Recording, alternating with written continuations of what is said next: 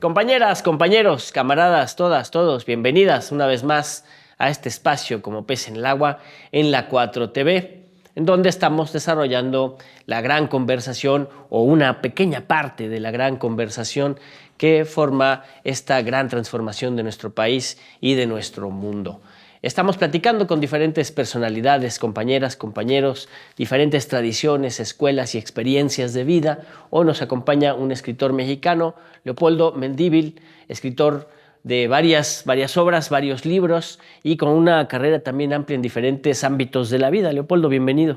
Muchas gracias, Molay. Es un honor para mí estar contigo. Yo sigo mucho tus entrevistas y me encantan. Y felicidades por este esfuerzo de comunicación, muy necesario para México. Gracias. Es un esfuerzo colectivo de todos los camaradas y las camaradas que están aquí. Sí, pues sí, solo la verdad nos hará libres, ¿no? Como dijo Jesucristo. Y pues sí, yo agradezco mucho estar contigo. Yo soy escritor, aunque antes era como comunicador, estudié comunicación. Durante algún tiempo tuve que trabajar en otras cosas, hasta publicidad, haciendo anuncios de empresas y vender tarjetas de crédito. Pero la verdad, obviamente, me frustraba mucho. Y lo que yo siempre quise hacer era investigar cosas. Amo la historia igual que tú. Soy fanático de la historia del mundo y de la de México y sobre todo bajo la idea de que mucha de la historia que nos han hecho aprender aquí en México y en otros países es falsa, ¿no? Siempre son los gobiernos o empresas o grupos de clústeres empresariales que definen la historia de los países y se la dan a de tomar al público. Y vivimos de mentiras, entonces por eso siempre se repite la misma historia para los pueblos. Entonces yo siempre pensaba, bueno, ¿cómo es que México, siendo rico en recursos, somos vecinos de Estados Unidos? O sea, porque ellos son la potencia más grande del mundo y nosotros siempre en una lucha por salir de incluso el subdesarrollo, ¿no? Por mucho que ahorita estamos dando un paso crucial en esta época, gracias a la 4T, pero aún así lejos de estar como Estados Unidos. Entonces yo siempre pensé, ¿por qué? Pero ¿a poco sí queremos estar como Estados Unidos? Bueno, yo creo que la explotación máxima para beneficio colectivo de nuestros recursos y de manera sustentable es algo que tenemos que aspirar. Es decir, por ejemplo, ahorita... Pero Estados Unidos no es sustentable. No, bueno, me refiero a que tener prosperidad, ¿no? Bueno, si quieres, buscamos otro ejemplo, a lo mejor Japón. Bueno, hay una frase célebre de Pepe Mujica, donde en la ONU él dice, si los chinos hoy quisieran adoptar el estilo de vida norteamericano, el planeta colapsa. Sí. Las formas de consumo, las formas de producción, las formas de distribución, el planeta colapsa. Sí, aunque ellos son el país que ahorita en los hechos está siendo más capitalista de toda la historia. O sea, ahorita ellos, claro, con ideas... China, sí, China. O sea, le decía este hombre, ¿cómo se llama? Deng Xiaoping, el que creó el supercambio a la actual China. Deng Xiaoping decía que aunque su idea, su corazón era rojo, era comunista, pero pensaba también como capitalista y decía, no me importa si el gato es negro o blanco, sino que mate al ratón. Y eso fue lo que hasta la fecha ha convertido que China es un país capitalista comunista, capitalista socialista. Pero fíjate, lo que decía Pepe Mujica era el estilo de vida de las mayorías. Sí. No es el estilo consumista del American Way of Life. Sí, en eso de acuerdísimo. O sea, sí, México yo creo que no queremos que cada quien con su limusina y las cadenas de oro, pero que no haya pobreza, que México sea dueño. Ejemplo, el tequila ya pertenece a extranjeros. La cerveza mexicana, Corona, ya pertenece a extranjeros y así por el estilo. Y yo incluso sé que tú piensas en esta misma frecuencia muchísimo, ¿no? O sea, en gran parte de lo que es las industrias de México son de extranjeros. Por ejemplo, los autos. ¿Cómo es posible que México haya sido un país maquilador durante décadas? En Puebla está Volkswagen, etcétera, y no tenemos una marca mexicana. Bueno, sí hay una, ¿no? Que es esta Quilla, que está muy bien, pero ¿por qué no salimos siempre con el complejo de ser el empleado de un empresario transnacional? Y por ejemplo, ya que tú mencionas el tema de China, y sé que tú aprecias mucho, igual que yo, lo que está haciendo China en el mundo. Ellos, por ejemplo, cuando la Coca-Cola se quiso instalar, le dijeron, no, aquí no entran ustedes, a excepción de que nos dejen que haya cuates nuestros de espías en las plantas y van a firmar transferencia tecnológica, es decir, vamos a poder aprender todo lo que hagan en estas empresas para luego hacer nuestra Coca-Cola, ¿no? Con otra marca. Y los de Coca-Cola dijeron, no, así no. Entonces dijeron los chinos, entonces no entran. Entonces tuvieron que aceptar. Y así lo han hecho en todo. Por ejemplo, en el tema de los celulares, ¿no? El mismo gobierno de China comisionó a un general del ejército chino, muy ávido, muy picudo para la matemática, científico, le dijo, tu chamba es ver cómo le hacen Apple, Microsoft, apréndete todo eso para que hagamos una aquí. Y es la que hoy es nada menos que esta de... Huawei era, ¿no?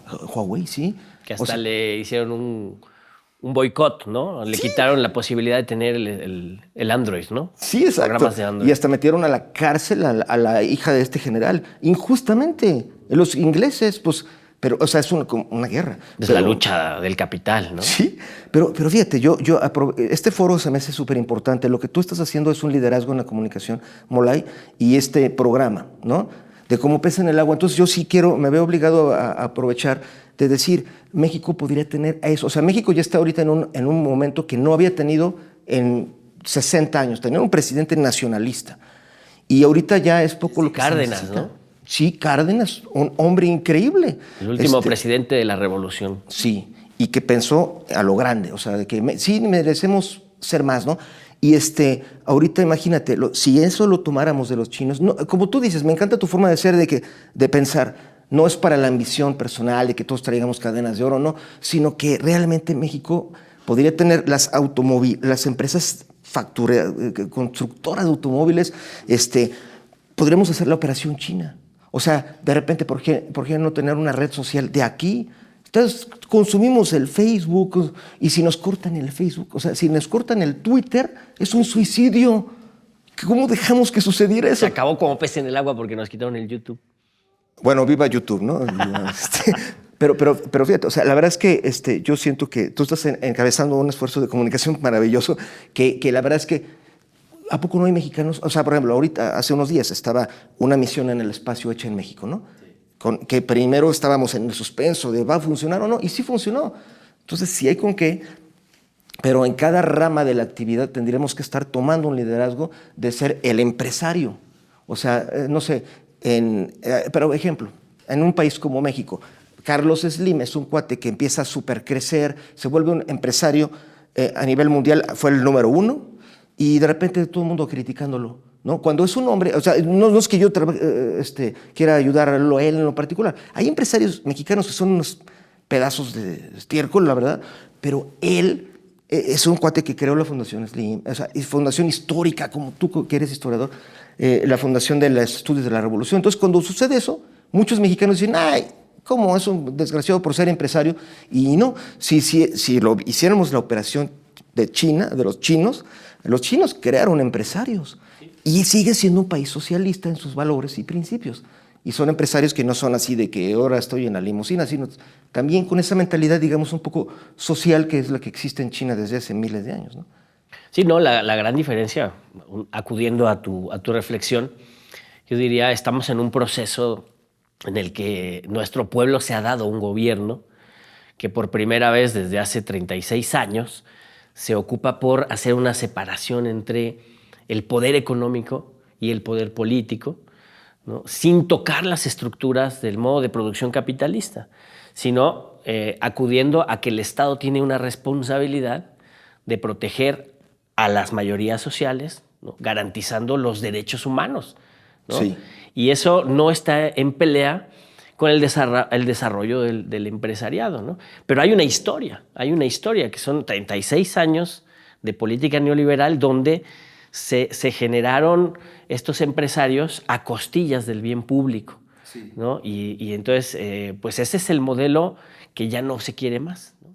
Entonces, tú no puedes decir los empresarios son perversos por el simple hecho de ser empresarios, pero sí debes acotar, ¿no? El margen de ganancias empresarial en función del respeto de los derechos de las mayorías. Y creo que ese es el camino que vamos avanzando, distinto, por ejemplo, al modelo chino, yo diría, que en muchas cosas hay que admirarle, pero pues ahí no se puede hablar de democracia, por ejemplo. Eso es cierto. ¿no? Pero ¿cómo puedes tener democracia cuando son 1.400 millones? Imagínate. Pues deberías poder. Bueno, ¿no? sí, se debería. Deberías poder, porque esa es la aspiración. O sea, sí. Incluso pensando en el socialismo, pues no puede haber un verdadero socialismo sin respeto de los derechos humanos y sin democracia, ¿no? Sí. Es cierto. Ese es el reto. Y fíjate cómo yo escuchaba una entrevista tuya que me pareció sumamente interesante el otro día sobre Milei, ¿no? Javier Milei. Que aquí me encantaría, siguiendo tus palabras, dos contrastes. Uno, tienes a alguien como Carlos Bremer, el que acaba de fallecer, y Patricia Armendáriz, ¿no? Empresarios, pero que ella misma lo dijo, somos empresarios sociales. O sea, capitalismo social es un concepto muy importante que va mucho en función de lo que acabas de describir. Cuando hay empresarios, pero que sí dicen tenemos que ayudar a los demás, pero luego tienes lo que existe. A ver, y yo también quería proponerlo aquí en este gran foro tuyo, el tema de los libertarios. Los libertarios es una corriente que está empezando a crecer y a súper empujar. Ya tienen Italia, ¿no? Con esta mujer Giorgia Meloni, puede ser, que ella tampoco quiso calabarse tanto.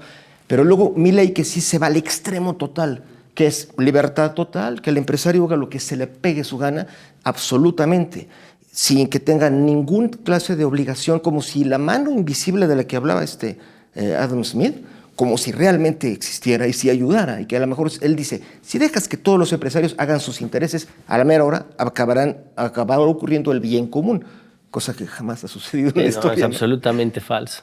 Sí, pero fíjate. Históricamente demostrado que eso es falso. Pero este es el foro perfecto, Molay. Tú lo has creado, este foro, en que hablemos de los libertarios, de dónde salió esa cosa y por qué pega mucho con los jóvenes. Porque la palabra libertario naturalmente hace que muchos digan, sí, yo soy con la libertad. O sea, y cuando encierra un chorro de como contradicciones conceptuales, todo eso. Y de hecho esa palabra se la fusilaron a los anarquistas, ¿no? Sí. A los anarquistas de verdad, ¿no? Sí, Vienen de Bakunin, de Kropotkin, de Proudhon. De los que crearon, ¿no? Y actualmente todavía son un movimiento anarquista que son muy críticos de la sociedad moderna y tienen muy buenos materiales, muy buenos textos. Y ellos son libertarios, ¿no? Pero estos capitalistas radicales, ultras, les quitaron el conceptito. Entonces hay que disputar. El concepto de la libertad es un concepto que hay que disputar. Por ejemplo, ¿tú cómo defines libertad desde tu punto de vista, desde tu quehacer artístico, como escritor, como historiador?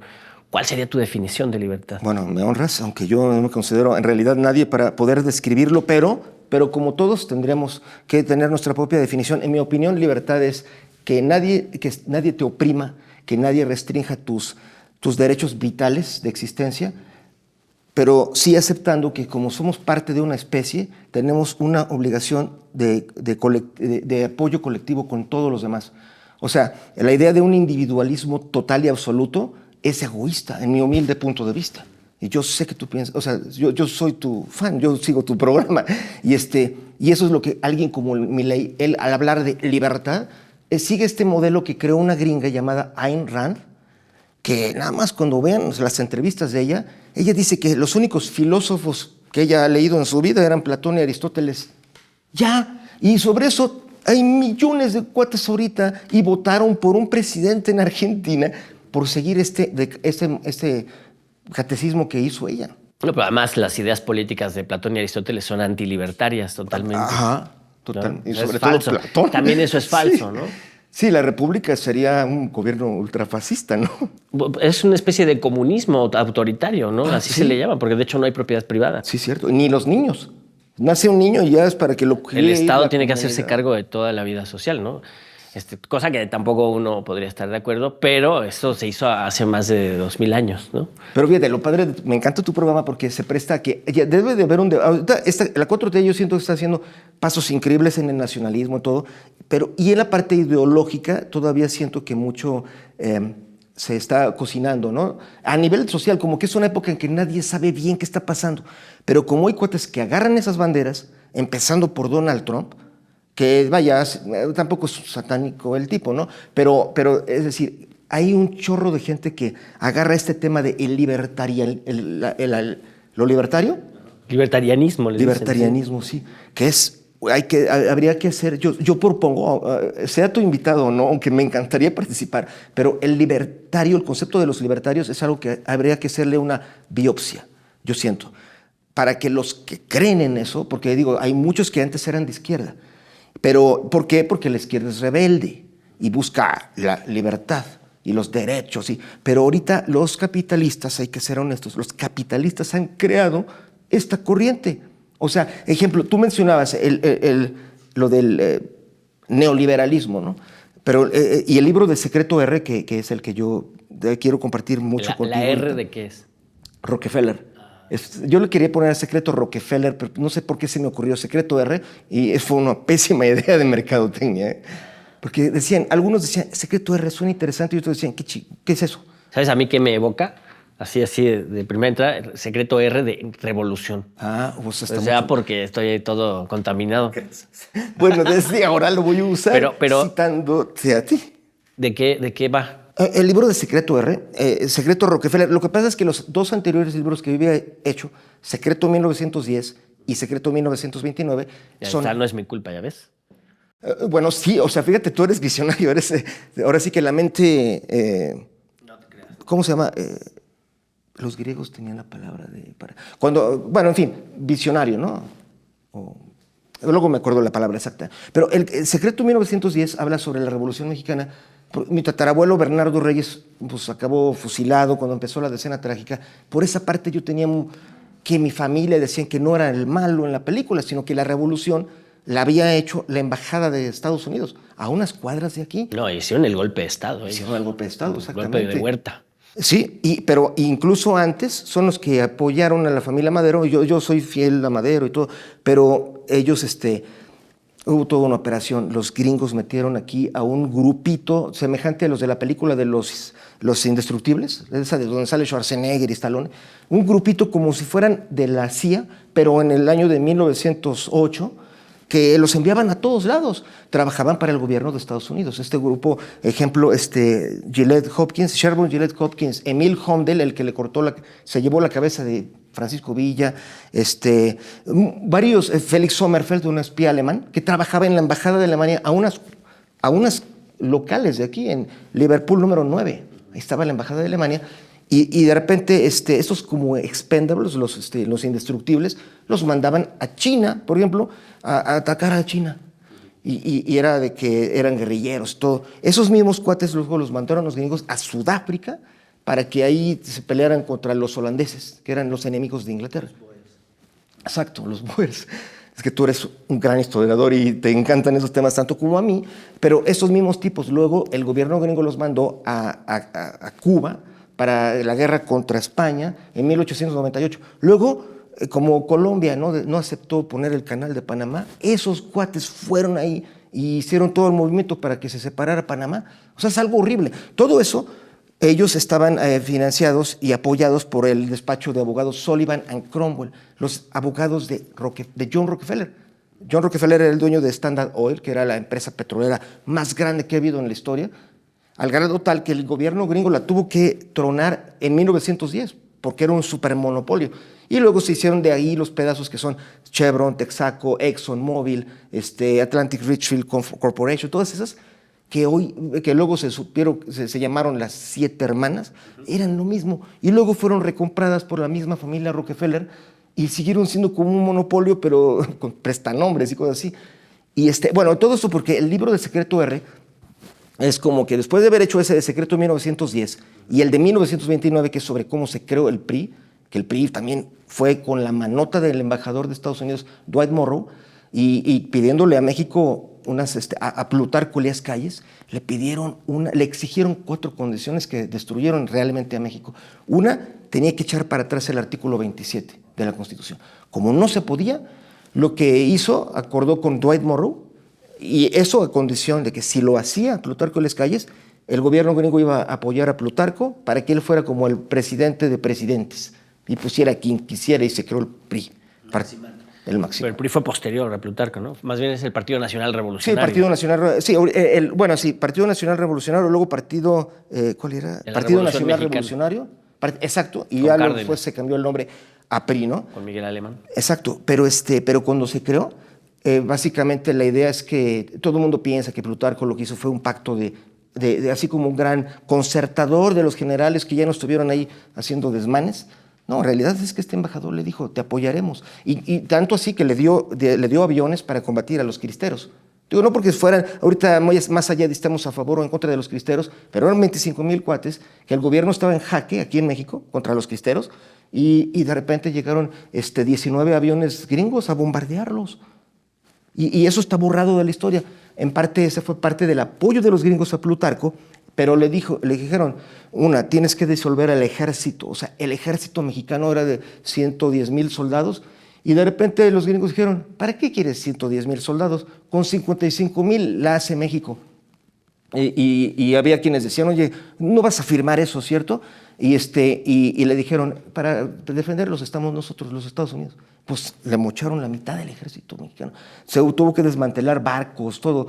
Y esa es una. Luego se tuvo que hacer la ley del petróleo, que fue un decreto en 1928, que básicamente esa ley en su artículo 15 decía que sí, el artículo 27 va a operar, pero no es retroactivo, que significa que los que estuvieran ya con empresas antes de 1917, antes de la Constitución, se queden con sus empresas.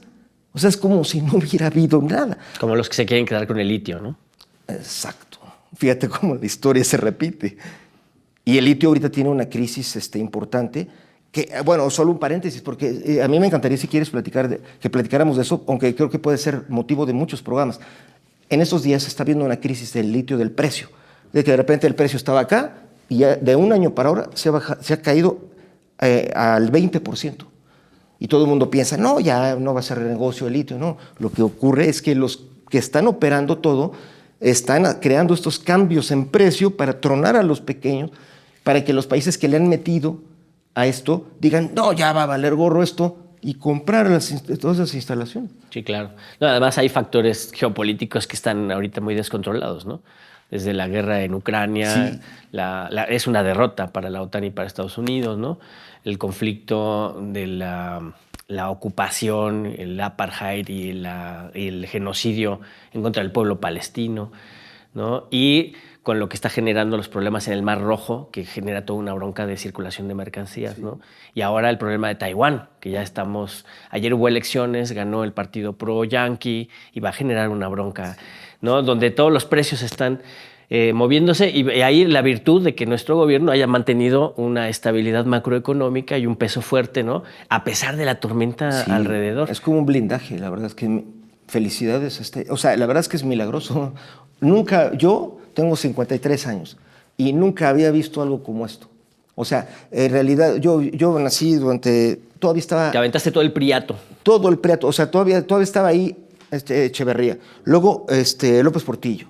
Luego Miguel de la Madrid. A mí me tocó, yo me acuerdo con exactitud los días en que, ejemplo, un día de 1982, que salió, era un sábado, y en las noticias decía eso de que se devaluó el peso. Uf, ¿te imaginas? O sea, cada final del sexenio era lo mismo. Sí. O sea, y cuando fue el de López Portillo se fue como el 30% de su valor.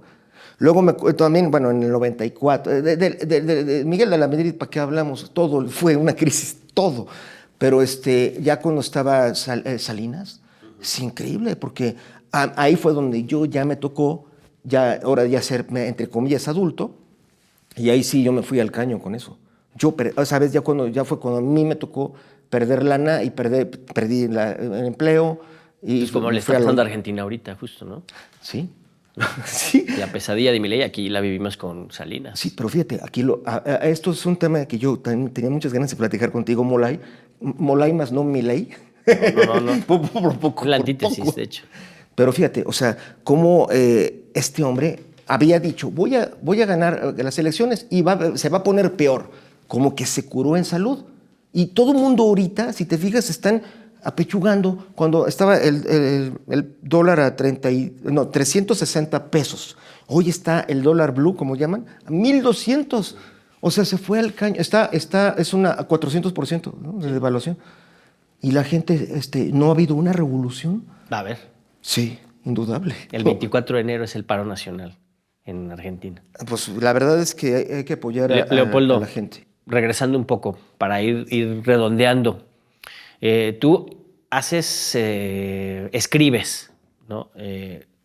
Es la narrativa que usas para tus libros es novela o usas una narrativa más como histórica, ¿no? Bueno, la verdad, Molay, yo empecé, ya me quedé como atrapado en este género porque la verdad es que ocurre, bueno, es un tema de que con las editoriales, pero yo empecé porque decía, a mí me fascina la historia y de repente estaba de moda lo de los libros de Dan Brown, ¿no? Y a mí me gustan, aunque ya cuando los rascas, nunca jamás existió lo del peorato de Sion, cosas que dice el libro del Código Da Vinci. No existió jamás. De hecho, se sabe que es un fraude todo. Pero es la licencia poética que te da la novela histórica, ¿no? Sí, aunque él también tiene un truco que es que en la primera página dice todo lo que dice este libro es cierto. Pero entonces, lo mismo pasa en el Quijote y en la historia interminable también. Es la licencia poética. Es que ya empieza ahí la ficción, ¿no? Entonces, desde antes de esa frase. Por eso es diferente la literatura, ¿no? Donde yo puedo hacer una reconstrucción histórica con la licencia literaria, a la historia. Son distintos, ¿no? Muchos historiadores de derecha, pues lo que hacen es eso, hacen literatura, ¿no? Y se vende muy bien, pero la historia con fuentes, con investigación científica, con análisis hermenéutico crítico, es distinto, ¿no? Por eso te pregunto. Pues mira, sí, tienes toda la razón en que hay que hacer esa distinción. Yo la verdad lo hice como novela porque pensaba que me gustaban mucho esos géneros. O sea, me gusta muchísimo el género de investigación de misterio. O sea, ejemplo, películas o libros, novelas de misterio. Ejemplo, El hombre de la rosa, de Humberto Eco, ¿no? Sí, es hermosísimo. Esta onda de que este fraile va y bebe las pistas. O El péndulo de Foucault, ¿no? Sí, exacto. Que es, bueno, ya en términos más banales, Sherlock Holmes, ¿no? Eso es donde desde la primera página es un reto al cerebro de que ¿quién hizo esto? Y que tú te pones en el rol del investigador de cómo se hizo este crimen. Entonces, yo pensé, a ver, la historia de México, yo lo que pensaba, lo comparto contigo, Molay, porque tienes un gran público.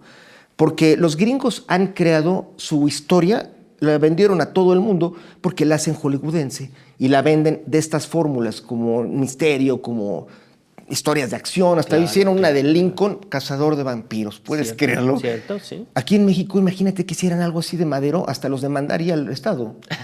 Sin embargo, ayudaría a popularizar al personaje. Entonces, yo siempre pensé, problema uno, es que la historia, que la gente no quiere saber de historia. Y dos, porque no sabemos de historia, estamos jodidos como país. Porque los jóvenes no saben cómo se las ha gastado Estados Unidos aquí o los ingleses. Entonces yo pensaba, sí son historias de suspenso. O sea, si tú te pones a ver la historia de Madero y cómo acabó en que lo mataron a él y a su hermano, es una historia que parece... De terror. De terror, sí. Hay un libro, por ejemplo, de Taibo, que es Temporada de Sopilotes, muy parecida a Secreto 1910, y para mí este libro que él hizo es grandioso. O sea, el mismo tema, con diferentes estilos, todo. Pero me encanta, porque es esta historia de terror que en realidad, imagínate, ¿cuántas veces la hemos visto en el cine? Nunca, jamás. O sea, y en cambio, ¿cuántas veces hemos visto Kennedy? Que mataron a Kennedy, 4 millones de películas. Porque los gringos no tienen ese miedo a dramatizar, a hacer literario el rollo. Pero tú decías algo y tienes toda la razón. Hay algunos que lo que hacen es que hacen este género para escudarse y decir ya una falsificación. O sea, ejemplo, pues voy a decir que Madero tenía 4 ojos, ¿no? O sea, y como se vale, el género lo permite, pues yo sí pienso, yo lo que he tratado de hacer humildemente es que sí la parte histórica sea realmente a prueba de fuego. Y de hecho la he sometido a juicios de historiadores. A ver, lo que es la parte histórica, tú dime, si hay un error, y yo lo acepto públicamente, ¿eh? O sea, es más, no digo que me clavo un nopal así, ¿no? pero algo haría, ¿no? Pero esa parte, o sea, lo que les pasa a los personajes históricamente sí es, o sea, a prueba de fuego. Pero yo lo que hago ficcionado, digamos, querido Molay, es que hay un como Sherlock Holmes. A mí me gustó esta idea del fraile allá en El nombre de la rosa, que necesitas que haya un cuate explorando ese complot ahí dentro. Y narrándolo. Sí, narrándolo, que primero no sepa nada, porque es el que se va a identificar contigo como lector, que tú dices, no manches, ¿cómo está esto? No entiendo. Pero si tú empiezas poniendo de protagonista a alguien, esto lo dijo, por ejemplo, Steven Spielberg, bueno, es decir, que tiene que ver una película como Encuentros cercanos del tercer tipo, que él dijo cuando la hizo, que en mi opinión es la mejor que hizo él y además escrita por él, que es de los UFOs y eso, ¿no? Es muy ficticio el rollo, pero el libro, primero iba a poner un general como protagonista, pero él mismo dijo, no, si pones un general la gente no se va a identificar con él. porque no somos un general. Entonces, mejor pones a un cuate, un padre de familia que perdió el empleo, tiene pleitos con la esposa, los hijos no lo respetan. Una persona normal. Sí, tipo normal. Y ese es el que acaba investigando todo porque le toca un rayo ahí, lo rostiza un rayo y pierde su familia, pierde todo. Y hay una visión que lo manda a una montaña y no entiendes. Y entonces se vuelve un super hit la narración porque estás en el filo del asiento. Entonces, yo, mal o bien, he tratado de seguir un poco eso para que la gente sienta esa pasión, porque mi humilde opinión es, si tú empiezas desde el otro lado a decir, les voy a decir cómo fueron las cosas, en el año de tal llegó tal, ya es un libro de texto, que ya solo leemos clavados como tú y yo, pero a la gente, ese es el problema, que la gente no, le da hasta ñáñaras leer. Sí, está muy interesante, porque además lo que es un problema justamente de la educación y de la comunicación en la historia, ya que lo estamos aquí platicando, pues eso es la difusión, ¿no? La propagación, la estimulación para que se acerque la gente a la historia. Y pues para eso se requieren herramientas que estamos muy en pañales para eso, para la difusión, ¿no? Sí. Yo quería preguntarte ya para cerrar esta parte, sobre el revisionismo histórico, ¿no? Porque justo hubo en la época neoliberal, se puso muy en boga esta idea de que la historia no era como nos la contaron, toda la historia era la historia de bronce del régimen priista. Entonces Madero ni era un demócrata, Zapata ni era un revolucionario, Pancho Villa era un cuatrero, violador, borracho. ¿No? Los verdaderos héroes no son Hidalgo y Morelos, el verdadero constructor de la patria es Iturbide, ¿no? La revolución fue un error, la guerra de independencia fue un grave error que nos costó el subdesarrollo, ¿no? O sea, toda una reinterpretación de las gestas históricas de nuestro pueblo en favor de las castas beneficiarias del poder. Y ahí están los Krause y un montón de pseudohistoriadores que han hecho este revisionismo en nombre de una crítica que no es crítica, más bien es una reinterpretación de clase. Así es otra historia de bronce. Qué padre que tienes. A mí se me hace, por eso me encanta tu programa, porque son los debates que es necesario tener. La parte ideológica, que es como lo del libertarismo. Yo tengo muchos amigos, conocidos, colegas que están en esa rama. Incluso a mí algunos me han clasificado como si estuviera en esa rama, pero en parte por una razón. Yo sí pienso que el revisionismo es necesario hoy y siempre en cualquier país, en cualquier ideología, ¿no? En cualquier sistema de creencias. Bueno, identificando qué es revisionismo, porque para algunos revisionismo es todos los que dicen que el holocausto nunca existió, claro, cosa en la que yo no coincido para nada. Yo sí, es obvio que sí sucedió. Que hayan sido 6 millones o 5 o 4, sabrá Dios, eso yo no soy experto. Pues con que fuera uno es un crimen. Con que fuera uno sería un supercrimen, tienes toda la razón. Y aplica para Palestina también. Por ejemplo, un revisionismo, a mi modo de pensar es... El tema de Palestina e Israel hoy merece un revisionismo. ¿Por qué? Porque hoy dice, por ejemplo, Netanyahu, él dice que los palestinos llegaron después que los judíos, que llegaron con Mahoma.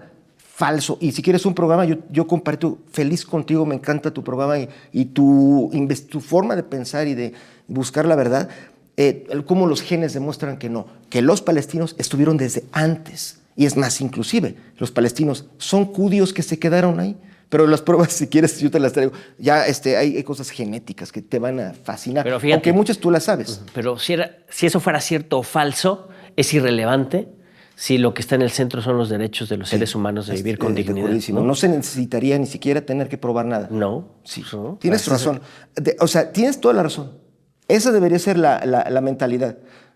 Sí, a ver, pero tienes razón. Volviendo al tema... Ese es el criterio que nos hace humanos. Sí. Sin embargo, sí quisiera traerte esos temas de lo genético, porque también es importante, los palestinos, muchas veces, tienes razón, pero yo lo que he descubierto, humildemente, en todos los libros que he hecho, incluso sobre la Biblia, Secreto Vaticano, Secreto Biblia, es una cosa que se aplica, creo que para todas las civilizaciones, todos los países, que es, gana el que tenga mejor bandera y gana el que tenga una mejor historia.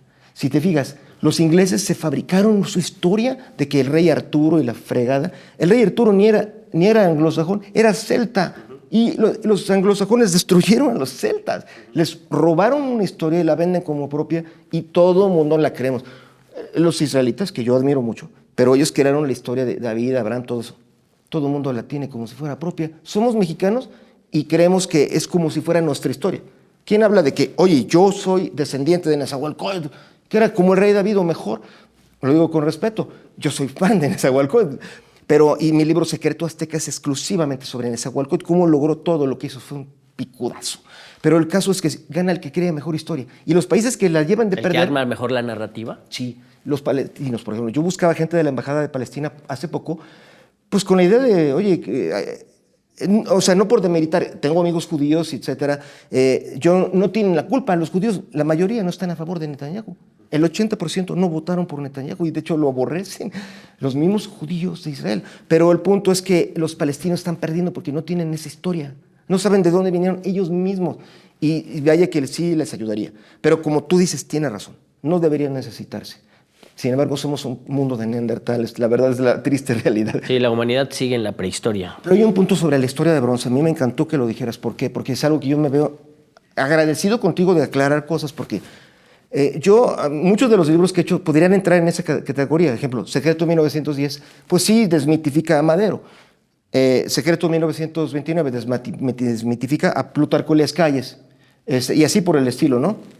En los de Secreto Vaticano, pues... Pero habría que ver si los desmitifica o si participa del debate. Es que fíjate, le acabas de decir la palabra clave. Lo que decía es que los neoliberales dijeron que todos estos héroes típicos de la historia priista eran unos nefastos. Ojalá hubiera sido por un, entre comillas, revisionismo objetivo.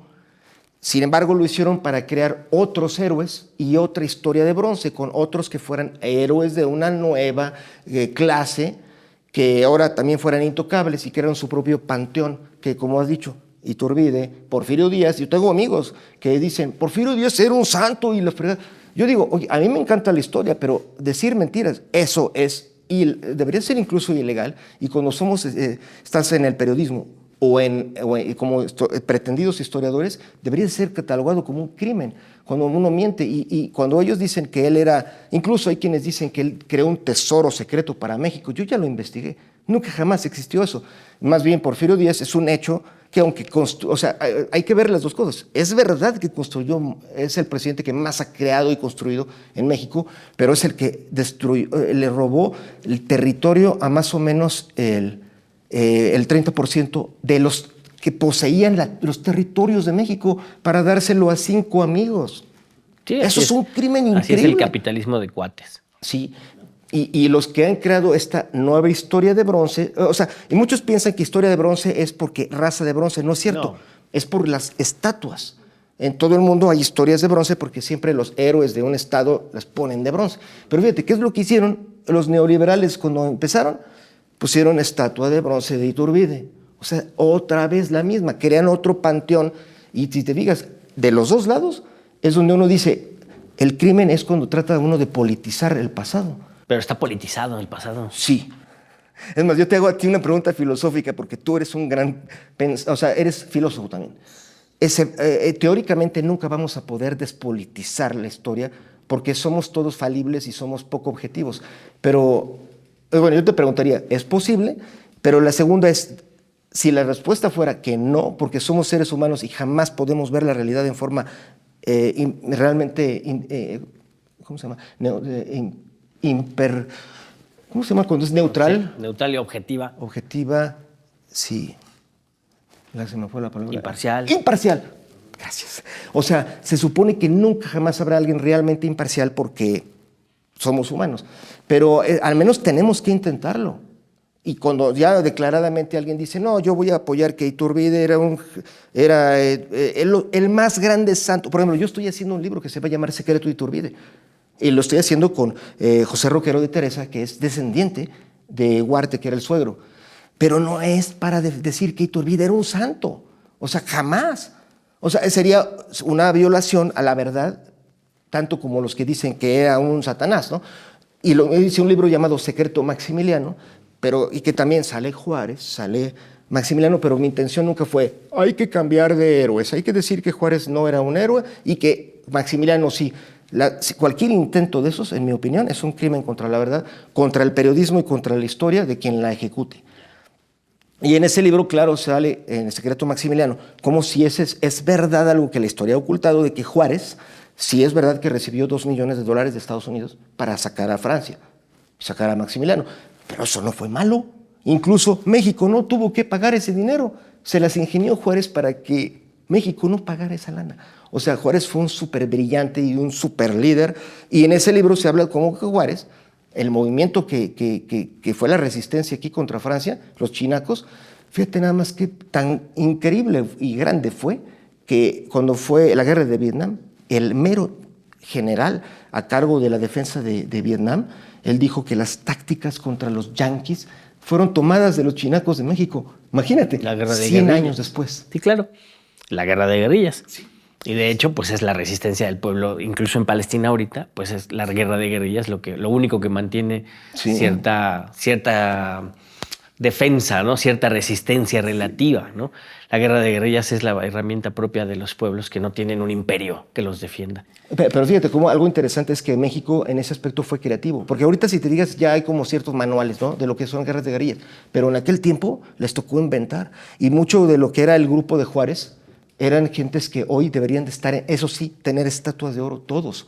De oro no, pero de lo que fuera. Pero serán las estatuas o el conocimiento. Sí, lo tiene que razón. Necesitamos. En forma virtual, tienes razón. No necesitamos estatuas, pero sí que la gente recuerde Irineo Paz, antecesor de Octavio Paz, pero él era un hombre de Juárez que estaba a cargo, Vicente Riva Palacio, general Mariano Escobedo, mi tatarabuelo Bernardo Reyes, que luego vieron como apestado porque se rebeló contra Madero, pero él luchó contra Juárez en esa rebelión de los chinacos.